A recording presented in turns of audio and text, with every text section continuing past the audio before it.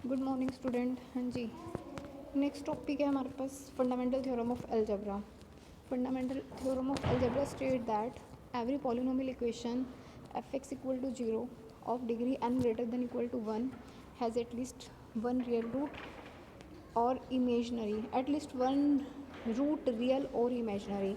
मतलब क्या होता है, हमारे पास जो भी पॉलिनोमियल इक्वेशन होती है जिसकी degree N greater than equal to one, मतलब अगर 1 डिग्री की है तो उसका कम से कम एक रूट रियल मिले या इमेजिनरी मिले। 2 डिग्री की है तो रूट रियल मिले या इमेजिनरी मिले, इस टाइप से होगा। मतलब एन अगर 1 है तो एक रूट आएगा, एन अगर 2 है तो उसके 2 रूट आएंगे।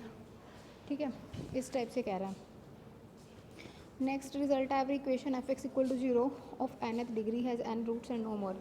कि जो पॉलिनोमियल इक्वेशन होती है n डिग्री के, उसके n रूट्स होते हैं, इससे ज़्यादा नहीं होते हैं। जैसे मान लो मैंने ये लिखी x plus 1 is equal to zero, ये 1 डिग्री की इक्वेशन है। x इज इक्वल टू -1 इसका क्या है, रूट है। सिमिलरली अगर मैंने लिखी ये x square minus x plus 1, ये हमारे पास है क्वाड्रेटिक इक्वेशन। इसके कितने रूट्स हैं, 2 रूट्स हैं। अगर मैंने इस टाइप से लिखी equation x cube -1 is equal to zero, इसके कितने रूट आएंगे, इसके 3 रूट्स आएंगे।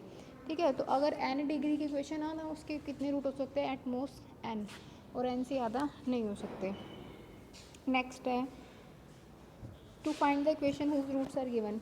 अगर हमें रूट्स गिवन हो और हमें इक्वेशन फाइंड आउट करनी हो तो हमें क्या करना होता है, ये तो थ्योरेटिकल आप पढ़ लेना, वैसे होता ही है। मान लो किसी इक्वेशन के रूट गिवन है 1, 2 और 3, उसके कॉरस्पॉन्डिंग फैक्टर लिखो x-1, x-2 और x-3।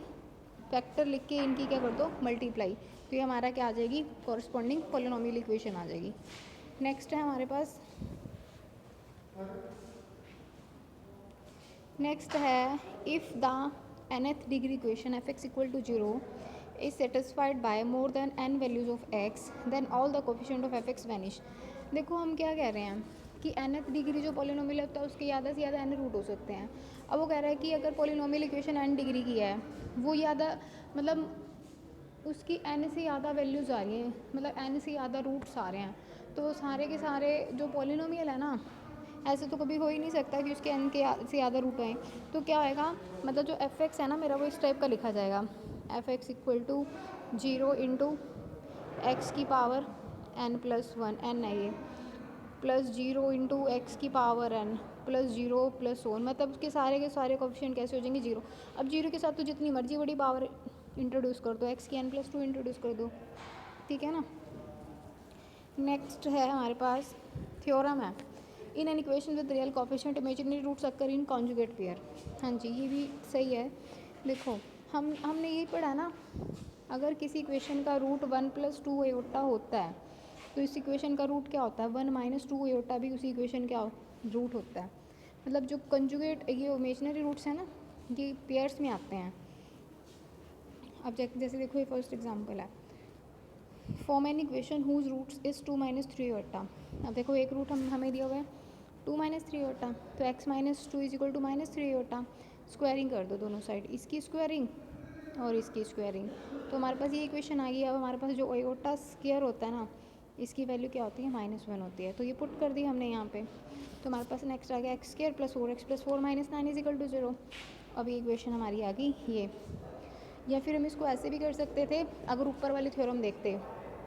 अब देखो इसका एक रूट 2 - 3 आयोटा ना, तो इसका एक रूट 2 + 3 आयोटा भी आता। अगर इक्वेशन निकालनी थी तो x - 2 + 3 आयोटा, जैसे अभी बताया था मैंने, multiply x - 2 - 3 iota is equal to 0। इस टाइप से भी हो सकता था।